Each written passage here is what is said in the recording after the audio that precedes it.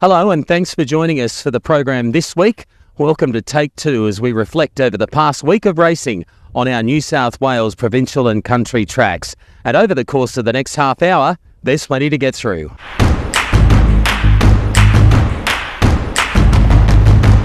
Take Two time. Racing was at Scone this Monday, the 14th of April. We had an 8-race card and we were bathed in glorious sunshine. I picked out a couple of horses that I think will be worth following in the coming weeks. The first horse I want to highlight went around in race number 1, the Piccolino, a filly from the Paul Perry stable. She was coming off a placing at Newcastle where she led. Today she got off the speed and chased home well into second spot. 5.50 left to go. Scarlet Monarch shading this one time, and Lady Lena is parked third, about to peel 3 wide. Then the Piccolino, followed by Dream a Little, Maiden Pearl, Poyman, Rodeo Dealer.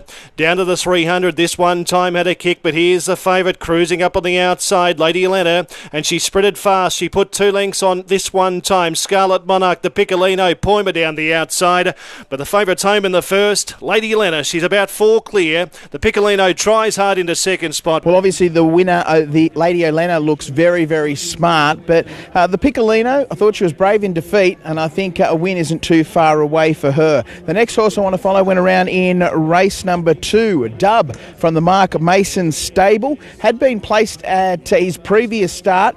Today he got a long way out of his ground. He was back second last, turning for home, but watch the way he pokes up along the fence late. Inside the 600 here, Newlander got underneath Rail Trail as they approach the turner. He's the Chief is out 3 wide, Wanavan 4 wide. Then on the track, followed by Dub, Nalkabar Star, and then came Naftali. Down past the 350 now, and Rail Trail moved up on the outside, took a narrow leader. He's the Chief, joins in. Wanavan's been wide, but still coming on hard out wider. It's Rail Trail inside the 200. He's the Chief, not there yet. Wanavan out wider. Dub's back to the fence inside the 100 though. Rail Trail, the leader, is fighting the ball off tenaciously. Rail Trail just in front and will just win. Rail Trail just beat the Flying Dub. Well, Rail Trail packed too many punches in the run to the line, but I'm sure you'd agree with me that the run from Dub was quite good. So the 2 horses to follow out of this Scone meeting this Monday, the 14th of April, the Piccolino and Dub.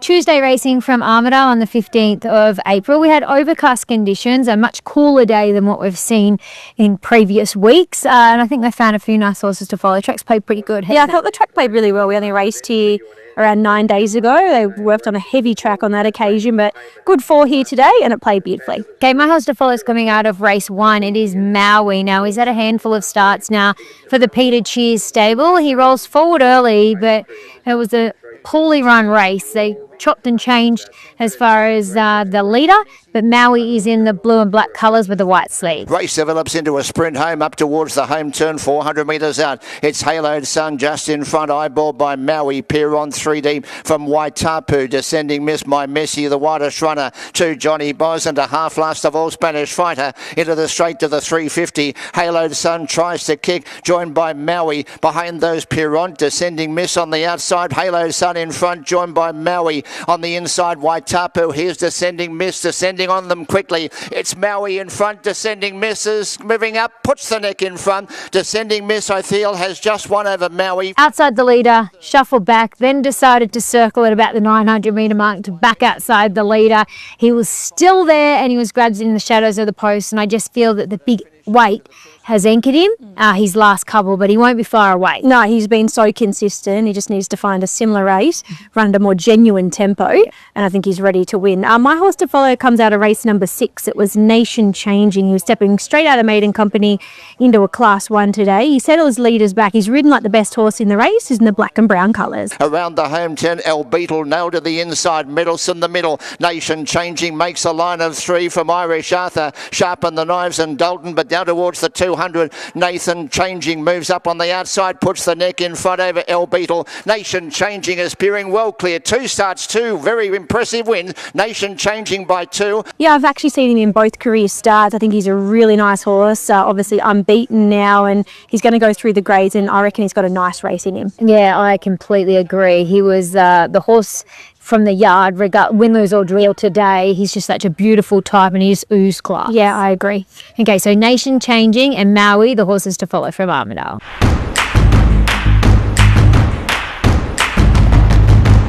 Take two from Kembla Grange on Tuesday, the 15th day of April. Wayne Harris alongside me. Wayne, it was a good card. There's a few horses that are nice wins. Good to see her get on board. Won very, very well. Colophon, good winner. We just found a couple that were beaten that I think we can worth following. Well, I'm going to follow my first. I'm going to put the first one in. I know we've both discussed it. In race number 2 on the card, a colt by Schnitzel having his first start. His name's Beedman. He draws wide. He gets back. He gets beaten, but he only gets beaten by the race pattern. You follow him. Beedman gets to the outside and he charges home. 400 metres to run is the leader from Casaroos. Bottle of Bubbly back to the inside. Stardom, Beedman and Guardsman are running down the outside. It's Hayek in front, 200 metres to go. Starting to shorten stride though.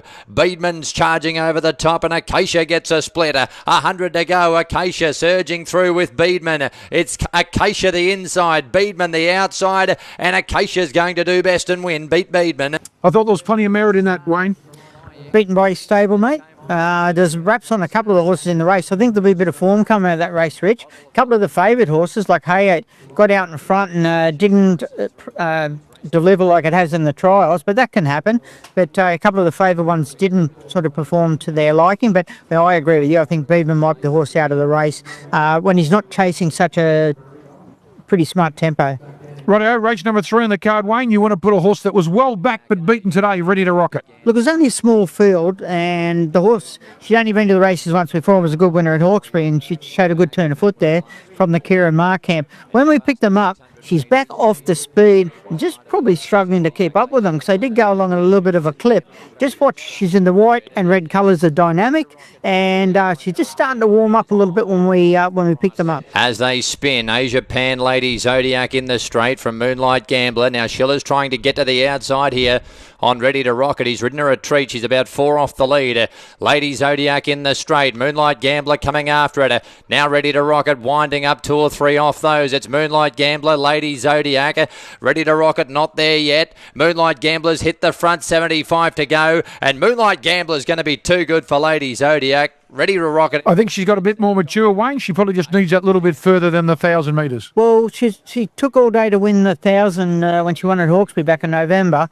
Then today, she was up in grade, obviously, but the money come for her. I think they thought she could run well, but judging on that run today, she was doing her best work on the line. So I'd be looking something further than 1,000 metres for her. The 2 horses from Kembla Grange on Tuesday, the 15th of April. Race 2 from the Peter Snowden yard, named after a champion. Beedman's his name. And in race 3 from the Kieran Marr stable, Ready to Rock It.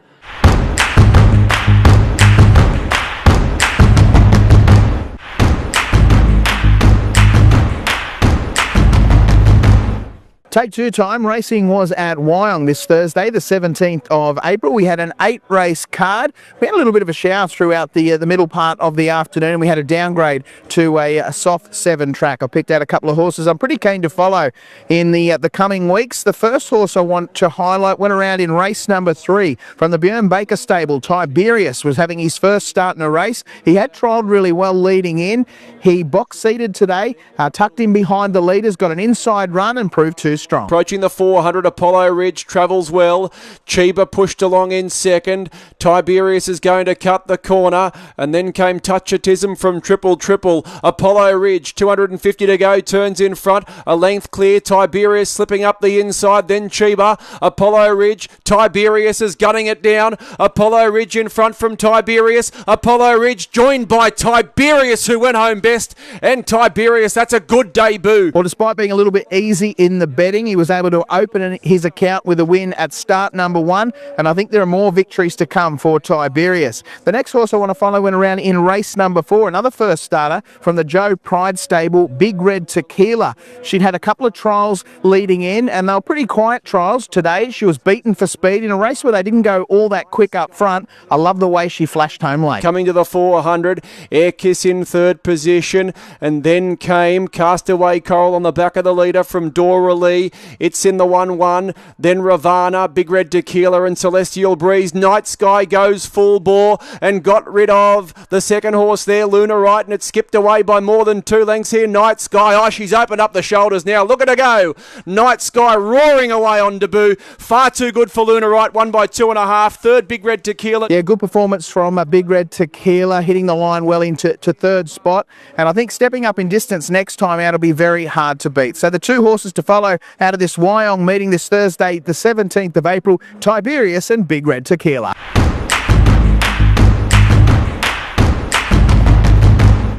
Albury Gold Cup was held on Thursday. The second time they tried to get the race off the ground, but geez, what a race it was. A great finish with Toussaint winning. Chris Wallace first Albury Cup, and also Reece Jones. First time he'd been to Albury and he won the big one. Yeah, that's exactly right. And if it was on the heavy track that it was supposed to be on, and when they were actually in the race the first time around, probably wouldn't have won because not at his best on the heavy. But a few weeks later, on top of the ground, he was far too strong.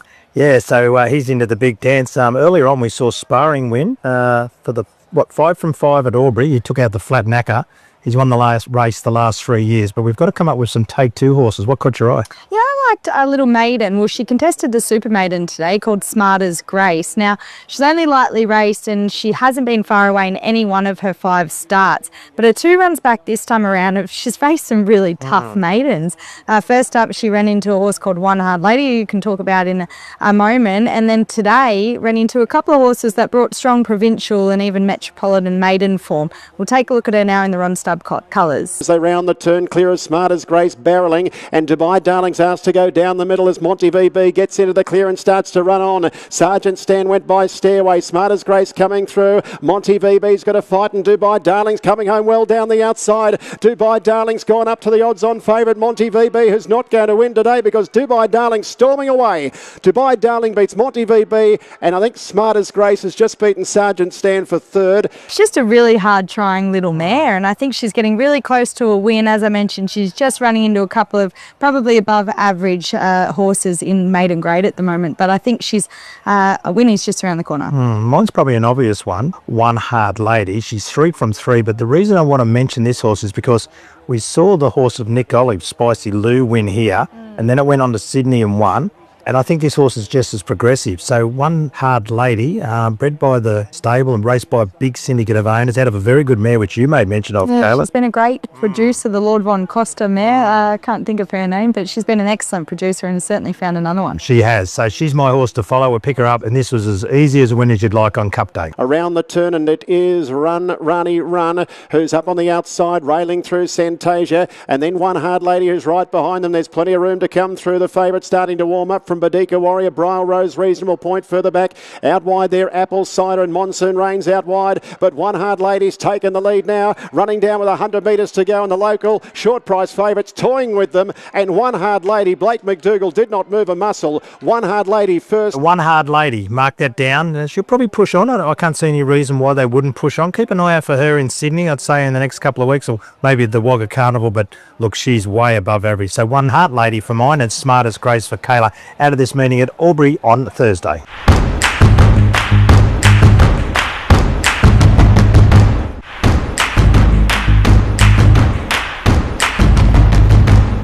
Take Two from Kim Lagrange, Saturday the 19th of April. Wayne Harris alongside me. I'll do one first, big fella. I'm going to do the first one. In race 2, his name is So Suave. Now, he's a full brother to the girl called Very Elegant. Now, this is not one for next start. This is one I want you to mark down and keep an eye on. So Suave, it wears the Yes Bloodstock colours. Jeff Penzer starts from barrier 2 and now drops back a little bit in the field. Keep an eye on it, and I'll tell you about it after the race. Around the turn at the 4.25, an Irish Jig in front. Little Link to a float, put to pressure, trying to get there. Then Casablanca Express starting to charge home out in the middle. Irish Jig under pressure here. A float went to it, and Casablanca Express went to the pair. 200 metres left to go. Casablanca Express and a float. They've paired off in the lead. Casablanca Express 3/4 of a length in front. A float trying to go with it, but Casablanca Express is doing the better. And Casablanca Express won from a float and Juan Pablo. Fourth, So Suave. He's got a stack of ability. He's not the cleverest fella in the world. He's not going to win any exams, but he will in time. But I love the last little bit of his race, So Suave. What do you think, Wayne? They slowed up mid-race, which sort of put him out of play a little bit there, but he's been gelded since his last break. Made that last 200 was unbelievable. As you say, maybe not next up, but very, very truly, he'll be winning better races. Yeah, mark him down for future reference. Righto, Wayne Harris, what's your horse to follow out of Kembla Grange? Well, I saw a horse that was, I think, one of the best horses beat for a long, long time. It was in race 7, a horse called Dashing Rupert. He is from the Neesham Archibald stable. Races in the Derby Bloodstock colours. He's back last with 61 kilos. Now, when he turns for home, he goes for about 5 different runs. It gets cut out about 5 different times. And let's watch him. He just keeps coming. Up to the turn with 4:50 left to go. Let's Go Again, turn first. Led 2 lengths to Ronnie Rockard. Zani is trying to pick up there in the middle, followed by Jin Soku. You're Not the Boss down the outside. Nymphadora and Lost Padre letting down out in the middle of the track with 200 metres left to go. They got to Let's Go Again. Ronnie Rockard got to the lead, but Lost Padre out wide with Headstock bursting through underneath it. And Divine Vicky late. Lost Padre, Headstock, Divine Vicky, 3-way go. They hit it. Not sure. You've got Lost Padre on the outside of Headstock, favouring Lost Padre, but we'll leave it to the judge. Dashing Rupert, Divine Vicky all flash late. So you see there towards the end of the race, he was just coming 2 to their 1. Nowhere to go. So he'll be winning something soon. Very honest horse with a very good record. I think he's won what now? 3 from 6. Should have been another one today, mate. Yeah, nice horse. The 2 horses to follow from Kembla Grange, So Suave in race 2 for the Chris Waller stable, and Dashing Rupert from the Annabelle Neesham and Rob Archibald stable in race 7.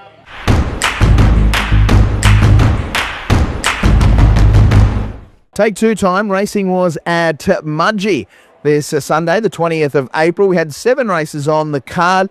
It was a lovely day, enjoyed by everyone that made their way out to the track today. Big crowd on deck.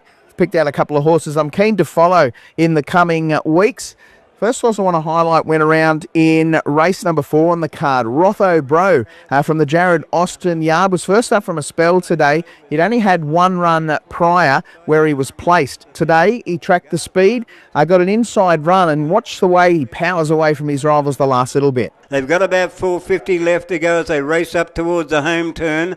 And a bar in Paris, tackled now by Paynite the centre.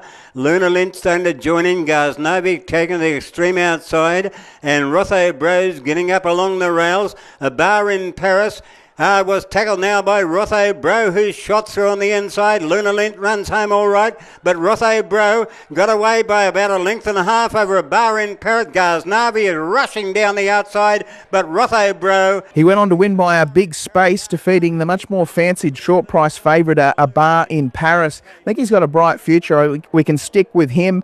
In the next race, race number 5, Oh So Demanding from the Björn Baker stable. I guess we always thought she was going to be beaten for speed, but I really like the way she attacked the line the last 100 metres. Along the inside there was Oh So Demanding running through to about 7th on the fence, and Baku River was last. So Iona Merck went the lead now over Dahiro and over Parmenia. Rothgate was out fairly wide, followed then by Garrity.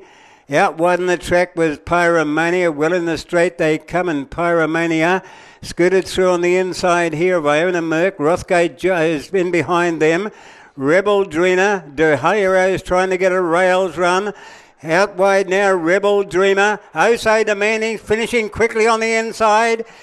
Oh So Demanding, getting through on the inside, but Rebel Dreamer might have just beaten Oh So Demanding. Well, she was only first up from a spell this afternoon, Oh So Demanding, and got pretty close in the end. I think if we see her in the coming weeks, perhaps over 1,200 metres on a big track, I think she'll be going pretty close to winning. So the 2 horses to follow out of this Mudgee meeting this Sunday, the 20th of April, Rotho Bro and Oh So Demanding.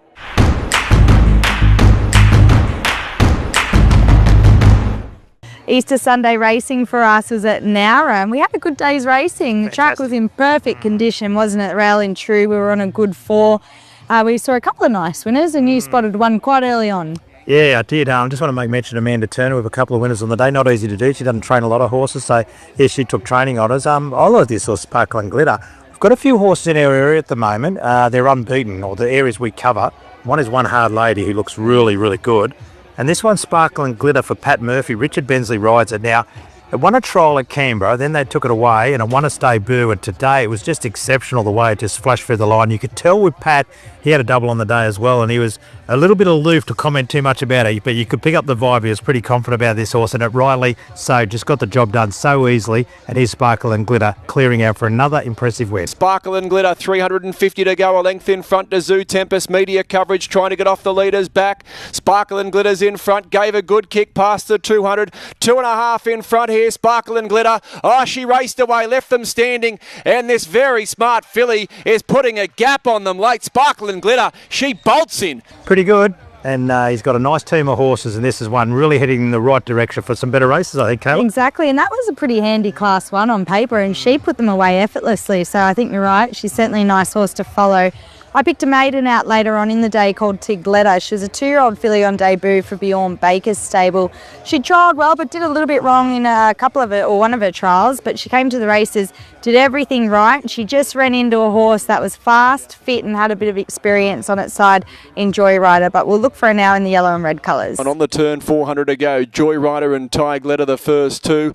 Lockhart behind those third. Rare Moon pulls out. Then Lil Grug, 350 metres left to go. Joyrider in front from Tigletta. Lockhart on the back of the leader. Then Rare Moon. It's still Joyrider in front from Tigletta. Rare Moon and then Lockhart. Joyrider's in front from Tigletta. 100 to go. Going strongly, Joyrider. And Joyrider all the way. Tigletta ran second. I like the way she chased hard. I think naturally she'll take a bit of improvement out of race experience, and we know Bjorn doesn't mind sending his horses to the country, obviously, if he can find the right races for them, and I think we can follow her confidently and know that they'll place her well. So our two horses to follow out of this meeting are Sparkle and Glitter and Tigletta. Hope you enjoyed the program this week, and we look forward to doing it all again next time around, and hope we have the pleasure of your company then. Bye for now.